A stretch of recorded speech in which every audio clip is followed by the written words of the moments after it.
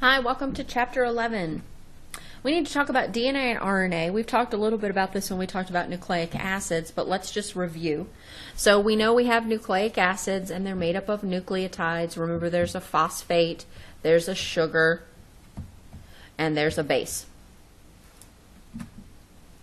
This is deoxyribose. We find this in DNA. It's missing an oxygen, that's why it's called deoxy. And then we have ribose, and this is what the ribose sugar looks like. We also have different bases. So if you remember, in RNA we had A, U, G, and C, and in DNA we had A, T, C, and G. So here are what the bases look like chemically. So you can see all of the carbons and the nitrogens and the hydrogens and the oxygens. And the bases are either pyrimidines or purines. So the two purines are A and G, and the pyrimidines are C, T, and U. And you can see this has a 2 ring, and this only has 1 ring.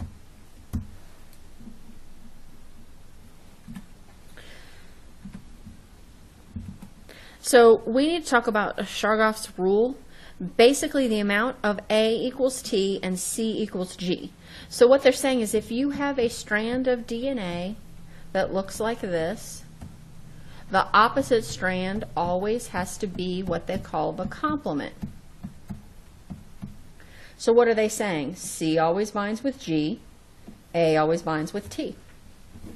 And for right now, it's always. Later on, you'll see if you take another advanced genetics class. So here is a polynucleotide, many nucleus. So this is a nucleotide, this is a nucleotide, this is a nucleotide. We string them together. We have a polynucleotide, or you can call them a nucleic acid. I wanted to show you just quickly from the book that the DNA composition varies within species of the amount of A, T's, C's, and G's that you have. So here are humans. We have a lot more A and T's than we do G's and C's. It's not always even in terms of all 4 letters. The DNA is a double helix. You can see in this picture here, and eventually what you'll see is when you put the molecule together, when you put DNA together, it forms these loops or this alpha helix. And we talked about that before when we talked about protein structure. But I just wanted to run by these names. Rosalind Franklin, who did these kind of X-ray diffraction studies. And so she was able to take DNA, isolate it, crystallize it, and she put an X-ray beam through it. So as the beam hit the DNA, it came off. And so that allowed them to be able to view what the structure looked like. Then Watson and Crick built a model, and they used Rosalind Franklin's research, and they came up with this double helix model. So again, if this is A, this is T. Maybe I should use a different color so you can see. Do black. Right. If this is A, this is T. If this is T, this is A. If this is G, C, T, A, G, C, C, G, A, T, A, T. We should get this, right? G, C. We can go all the way down.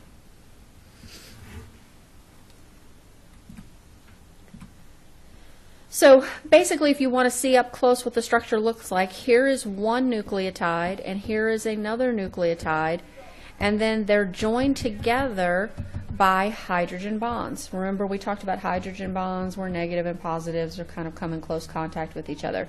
Also, what do you notice? It's always 1 ring and the 2 ring. So there's always a pyrimidine and a purine that come together, and it helps keep the shape similar, right? Like sides of a ladder. And I guess I should point that out. The sides of the ladder are always the sugar and the phosphate. The rungs of the ladder, or the steps of the ladder, are always the bases. So DNA replication, we have to talk about how DNA is copying. We talked about S phase of the cell cycle and how DNA has to copy itself. Well, this is just a little bit more specific. The process is called semi-conservative. I'll explain that in a second. And there are steps. The DNA has to unwind. We're going to have an enzyme come in, DNA polymerase. So DNA polymerase copies DNA to DNA. and then we're going to join the strands back together. So it's probably best to look at this picture. Here are the parent strands. So this is the DNA before it's copied. And these lighter strands, they'll call them the new strands, sometimes the daughter strands. So we have to unwind here. Then we're going to have an enzyme come in, and that enzyme is DNA polymerase, sometimes it's abbreviated POL. And it's going to read the letters. So it reads A and it puts a T. It reads A, it puts a T, and it builds the new strand. Where does it get the nucleotides from? These come from food. So let's say you eat a steak. Steak is protein. Protein is amino acids. We can break those down into nucleotides.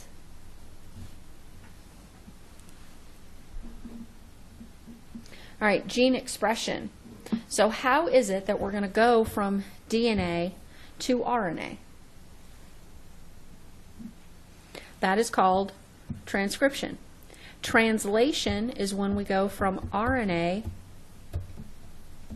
to a protein. So here is our double-stranded DNA.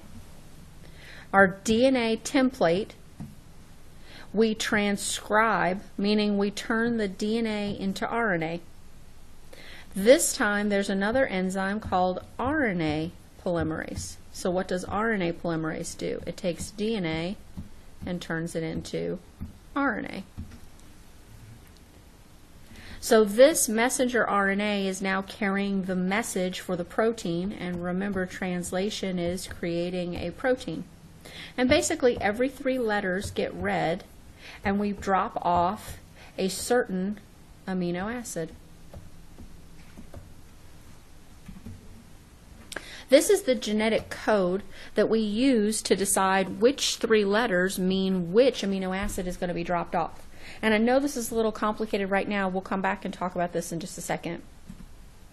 So this is showing you RNA polymerase. This strand is RNA. This strand is DNA, right? So this DNA strand is being copied by RNA polymerase into RNA. Remember, DNA is in the nucleus. This is our blueprint. We don't want this to leave the nucleus. This has to leave the nucleus and go out and be turned into a protein. So we're not going to take the DNA out of the nucleus, its safe little haven. We're going to leave it in there and just make a copy of it. So one of the examples they used to say when they had reference books, and some of you may know what I'm talking about and some may not, but they would say if they had a reference book at the library, a book you couldn't check out, well, you could always make copies of it, but you couldn't take the book out of the library. Kind of a more up-to-date example is your computer. You might put a flash drive into your computer, USB port, and you download a file. You don't bring your home computer into school with you, right? It stays at your home. You just bring in a copy and then you modify that copy here or print that copy out. This is exactly the same thing between RNA and DNA. So this stays in the nucleus, the RNA comes out, and then the RNA has to be processed. So this is called RNA processing. RNA processing, it seems silly, but we're going to take the introns out and we're going to put the exons together. This, if we got into more advanced genetics, we could see that this splicing allows us to create more proteins with the same messenger RNA. I could take out this intron, but I can leave this one here. Or I can take out this intron all the way through, including this exon, and have just these 2 pieces. So we can make many different combinations of proteins from the same messenger RNA. But basically, what are we going to do? We're going to put a cap on it. We're going to put a poly A tail on it. And when I say on it, I'm talking about messenger RNA. We're going to cut these sections out and we're going to put the exons together. Now this is ready for transport. We can transport it out of the nucleus and into the cytoplasm. So let me show you the process real quick overall, and then I'll come back. So here's our DNA, and you can see we copied a messenger RNA. That messenger RNA, we got rid of the introns, we put the exons together, we put a cap here and a poly A tail here, and we sent the messenger RNA out into the cytoplasm. So all of this is cytoplasm. Now we want to make a protein. This is our end goal here, is to make a protein. We have to talk about this, which all of this is translation.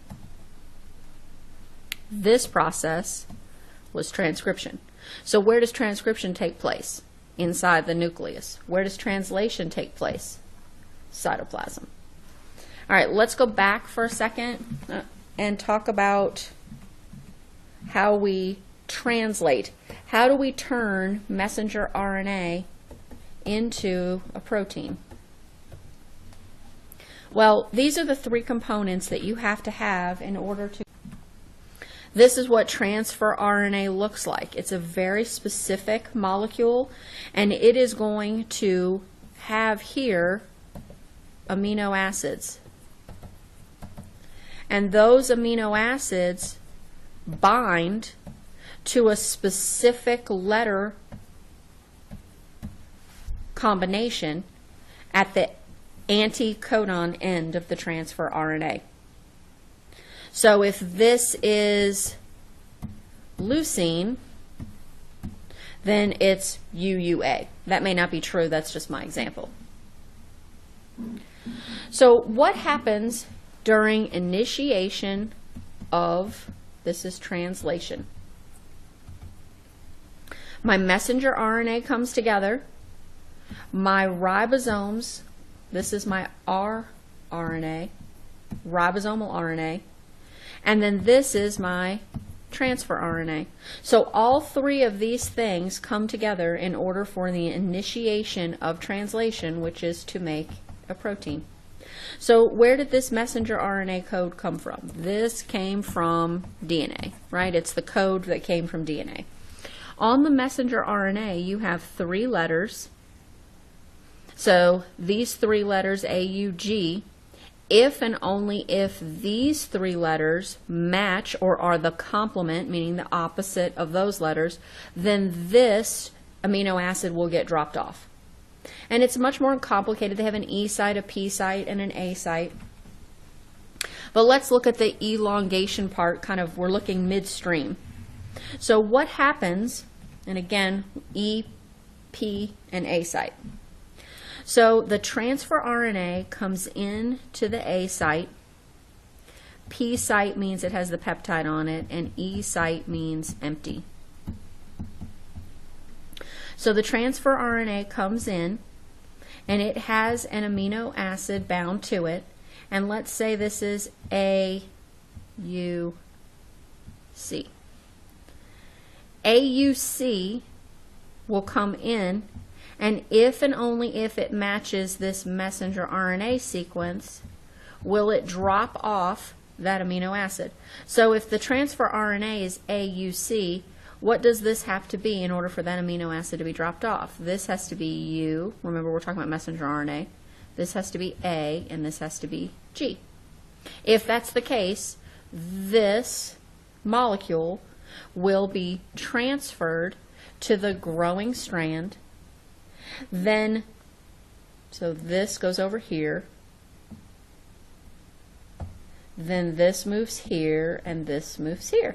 So do you see how this second one has no amino acid on it, and it moves into the empty site? So it was naked, it moves into the empty site, and then it gets ejected. And it goes back and picks up another amino acid as long as it matches the code. And what happens? Another transfer RNA comes in with another amino acid. And now we're not looking at this section, we're looking at the next section. So we're looking at the next section down. If these match, we'll drop off this amino acid. And this happens over and over and over again until you get to a stop message. So let me erase all of this, and then we can go back to this whole process one more time. Okay, so DNA copies to messenger RNA, that's called transcription. Then we have to process, so we have to process the messenger RNA. We get rid of the introns, we add a poly A tail, and we add this cap, 5' cap. Comes out of the nuclear pore into the cytoplasm where translation is going to take place. The rRNA and the transfer RNA and the messenger RNA all come together. When they all come together, the transfer RNA docks into the P site. It reads those 3 letters, and if and only if they're complements, will that amino acid get dropped off. This process continues until we have a polypeptide. Eventually, you're going to get to a stop signal, and that stop signal does not allow the transfer RNA to come in. The next transfer RNA puts like a plug in this spot. What happens after this is this growing polypeptide gets dropped off into the rough endoplasmic reticulum. Remember, the endoplasmic reticulum is going to send this protein off to the Golgi apparatus where it's modified and sorted and sent throughout the cell. So there's always an initiation, an elongation, and a termination when we're talking about translation. Please go to this table and look at the different molecules and be familiar with what they do.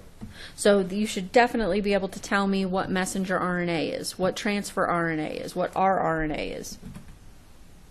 Mutations. So what happens if we have any mutations? You can have silent mutations, nonsense mutations, missense, and sometimes you can have frame shift. Let's look at the examples and they'll come back to the slide. So in this one, this is a normal sequence. All right, if this was the DNA that had the gene on it that we're going to make the protein from, then this is our messenger RNA, and then we make our protein. So every 3 letters codes for an amino acid, right? So that's the normal sequence. Well, what happens if in this spot, all of a sudden there's a mutation? When your DNA copied itself, it copied it incorrectly. Let's just say it made one mistake. So now you have a G. So the mistake was made DNA to DNA. Well, the messenger RNA, the RNA polymerase, still does its job. It doesn't know that this is a mistake. It just puts in the letter that it thinks needs to be there. If there's a G, there needs to be a C. Do you see how it didn't change the amino acid? So there was a mistake, but the mistake caused no damage. So they call it a silent mutation. Now what happens if there's a mistake and it codes for a completely different amino acid? Remember, the amino acid determines the way that the protein will fold, and the folding tells you the job of the protein. So now we have a completely different amino acid. This is called a missense mutation. It's causing an issue or a problem with the amino acid. It doesn't make sense. Sometimes you can have a nonsense mutation. You're still making a protein in a missense. In a non-missense, all of a sudden you get a stop codon. That says stop. Now you have a short protein. They call that a nonsense mutation. And then the last one is called a frame shift mutation. So what happens if a mutation occurs and it causes these codons to be shifted? We should have done the first 3, right? We should have done U, G, G, but now for some reason we've moved over one and we are making completely different proteins. Are any of these 4 anything like the order of these 4? No. So they also give you a good example. What happens if you have an insertion or a deletion of 1 or more nucleotides? So if your code is supposed to be every 3, the cat ate the rat, well, what happens if instead of this being there, it gets deleted?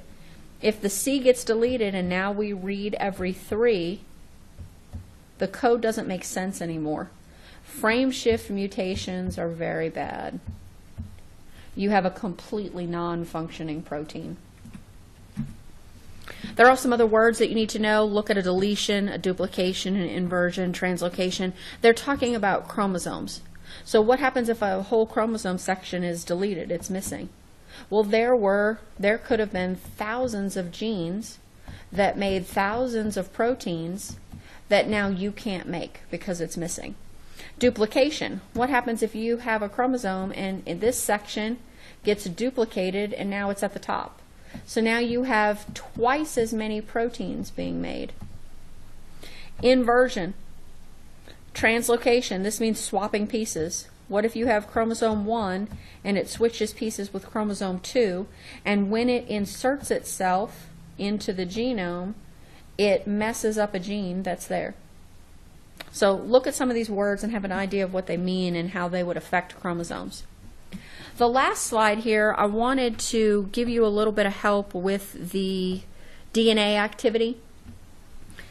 So the DNA project. I also gave you a hint sheet, but I want to make sure that we understand this process. Plus there's a chart in here that I can use to help. So let's say we have a sequence. This is gene number 1. And I say take this and tell me what the opposite DNA strand would be. So if this is the first DNA, what does this DNA have to be?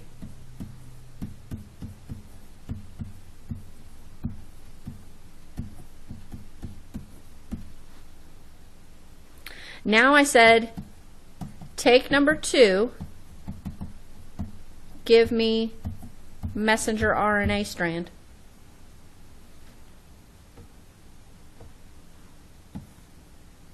T would be A would be T, but this is RNA. We don't have T's, we have U's, right?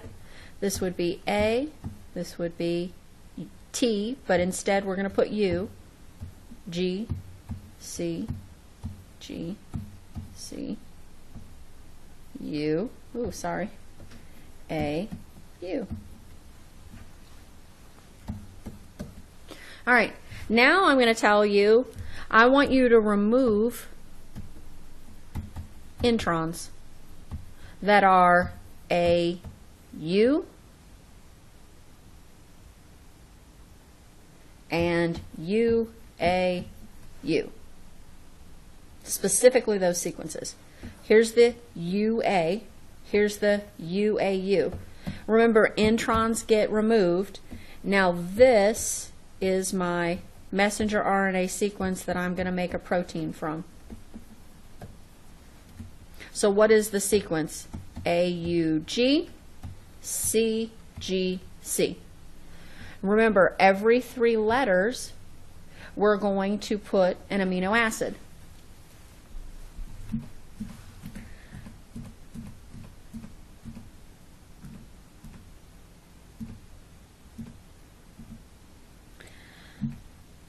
So this is messenger RNA. These are codons. Remember, the transfer RNA is going to come in with its anti-codon sequence, and if and only if it matches, it'll drop off that amino acid. That's what this code is for. So you go to the code, I think it was UAGCGC, if I can remember. So UAG means methionine is going to be dropped off, and CGC, well, how do I find this? Here's the first base, C, so it's somewhere here. The second is G, second base is G, so now we're in this column, and then the third base is C. So we are CGC, that means arginine.